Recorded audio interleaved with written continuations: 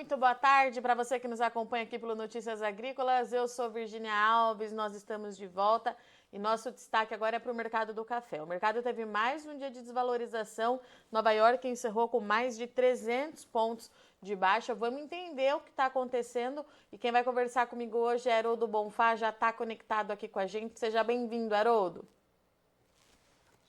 Virgínia, boa tarde a todos. Haroldo, vamos lá, né? Colheita aqui no Brasil andando e andando bem, e Nova York operando Uhum. com desvalorização, Londres aí acompanhando. O que a gente pode falar desse mercado hoje?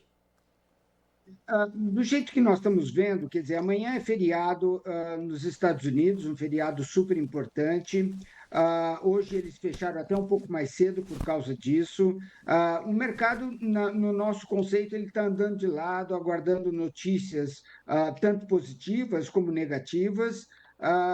Dentro dessa visão de que a colheita, como você já bem disse, está a 1.000 por hora, do Conilon já está bem finalizando, né? Já está aí no finalzinho, e vai ter depois essa avaliação de como foi a colheita. Tem muita conversa, principalmente no Conilon, sobre quebra, mas é difícil agora, nesse momento, avaliar realmente se houve ou se houve, qual é a extensão do problema. Isso a gente só vai ver daqui um mês, 2 meses, e com certeza vai refletir em preço. Haroldo, se a gente não tem assim grandes novidades em nenhuma das origens produtoras, como é que a gente justifica aí pouco mais de 1% de baixa, né? É o mercado passando por algum ajuste, de fato, aguardando aí por novidades? Como é que a gente explica? Porque aparentemente ainda não rompeu nenhum nível técnico importante, né? Exatamente. Poderia ser assim, realização de lucro para o pessoal não passar o feriado nos Estados Unidos com posições em aberto. Essa seria uma das explicações. E outra explicação seria assim algum movimento de o volume nosso de exportação está aí sobressaindo, né? E aí as pessoas no verão, já com um pouco mais devagar, podendo falar assim, não, é muito café que está vindo pela frente, e com isso aí, por exemplo, poderia ter alguma pressão. Mas me parece muito mais esses movimentos de volatilidade que a gente tem visto sempre, sobe muito, desce muito, como você já disse, o não rompimento de suportes importantes, no caso de queda, nos deixa aí relativamente tranquilos que isso é só mais um movimento passageiro. Conversar sobre um possível cenário altista, né? O que faria esses preços voltarem a subir aí nos próximos dias? Eu não diria nos próximos dias, eu diria aí no longo prazo, Tá. seria quando houver uma melhor apreciação da colheita. Falando em números redondos, supondo que o número que o mercado está digerindo e considerando antes de começar a colheita de 70 milhões de sacas, daqui 2 meses ou 3 meses, a gente tem aí uma diminuição desse número, em alguns momentos até números podem ser até significativos, é difícil agora de falar.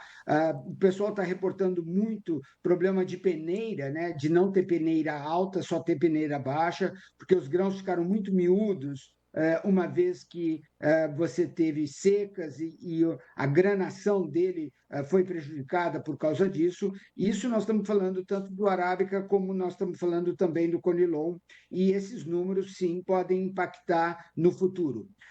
Por exemplo, quando você vê os números preliminares da Secafé agora, referente a junho, há uma queda substancial, não no Conilon, mas sim no Arábica.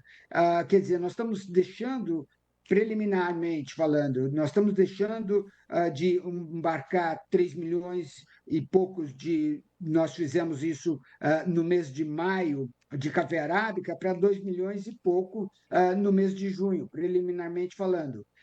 Isso é 1 milhão a menos de sacas de café, e o mercado não se deu conta de que isso fosse um problema.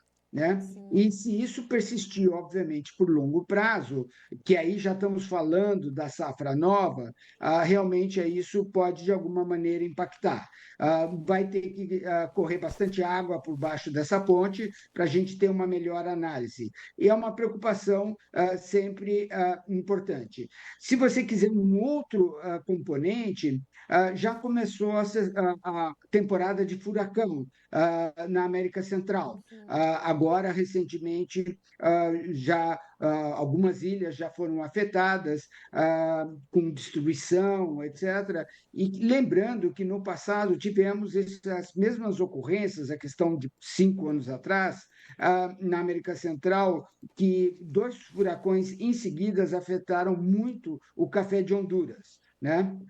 Como é uma situação de furacão, isso eventualmente pode ocorrer lá e, eventualmente, sim, isso ocorrendo essa tragédia, né, que obviamente a gente não quer que ocorra, isso também poderia aí trazer uma preocupação muito forte do fornecimento desse café arábica, né, tão importante aí na composição, principalmente dos estoques de café certificados.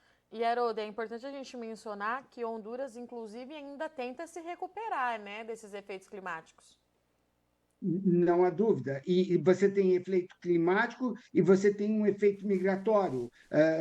Devido à situação econômica, à baixa rentabilidade, enfim, houve aí um problema migratório, então eles estão, sim, enfrentando aí algumas Sim. colocações e eles estão em níveis estáveis, por volta de abaixo de 6 milhões, vamos falar assim, de sacas, né?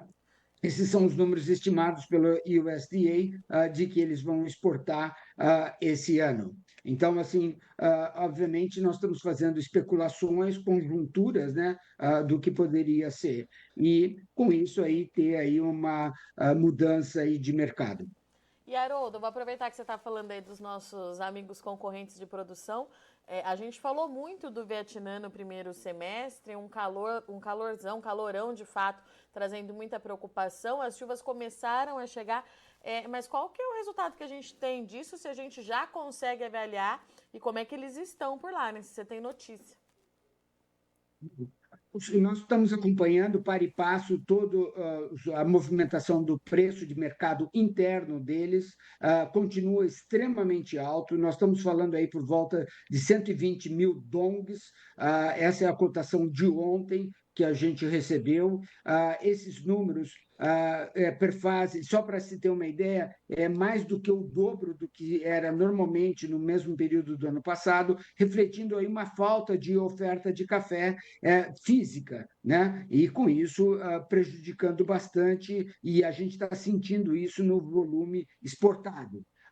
Já refletiu aí no mês de junho, nesses números preliminares que foram enviados. A segunda colocação é como que isso e essa chuva tardia, né, vai afetar ou afetou a florada e, consequentemente, vai afetar os números da safra que começará a ser colhida aí por volta de final de outubro, começo de novembro. De novo, o Departamento de Agricultura americana se mantém estável nesses números, né? Ele está falando aí que será por volta de 27, 28 milhões de sacas a produção de café Conilon do Robusta deles, né? Ou seja, extremamente estável, não refletindo nenhuma dessas percepções, nem nesse aumento brutal de preço no mercado interno do Vietnã, né? Nem nessa percepção do clima que afetou e afetará com certeza as próximas safras. No entanto, o mercado, como sempre, ele é soberano, e aí a gente vai ver quando diminuírem as ofertas, e nós notamos positivamente para o Brasil pelo volume que nós já exportamos de Conilon. Nós estamos falando aí por volta de 8 milhões de sacas exportadas de Conilon, oportunidade essa que veio dessa falta de fornecimento do Vietnã e oportunidade para o Brasil, tanto em termos de preços mais baratos, que é o nosso Conilon brasileiro, como também oportunidade de conquistar aí novos mercados e novas utilizações para o nosso Conilon. Importantíssimo essa nova oportunidade que tivemos e conquistamos. E é importante a gente falar, né, Haroldo, que o produtor brasileiro se comportou muito bem durante esses últimos meses, mesmo com essa volatilidade bem acentuada, está dominando esse mercado, né? Muito participativo e participando, acredito eu, que do jeito correto, né?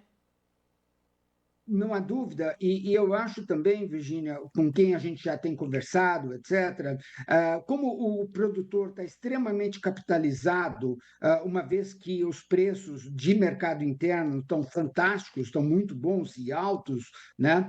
Pode ser sim que o volume negociado, como eu já disse, por uma eventual quebra no volume produzido por propriedades ou por regiões. No entanto, ele tem uma preocupação muito grande de tecnificar a sua lavoura, tanto no conceito de fertilização, defensivo agrícola, maquinário, nova tecnologia, e tudo isso, novos clonais, tudo isso com uma perspectiva, óbvio, de produzir mais, melhor e mais competitivamente. E tem conseguido isso. Então, foi sim fora a oportunidade comercial que eu mencionei há pouco, você tem aí essa nova oportunidade que eu estou chamando aí uma tecnificação da agricultura maior do que a já tinha. Né? Você já vinha de um crescente nesse sentido, agora tem uma preocupação muito grande de maximização de mão de obra, maximização de tecnologia e equipamentos. E, inclusive, isso na pós-colheita, né? Que ela é tão ou quão importante quanto a colheita, uma vez que, com isso, vai definir a qualidade final do produto, seja ele em bebida ou apresentação.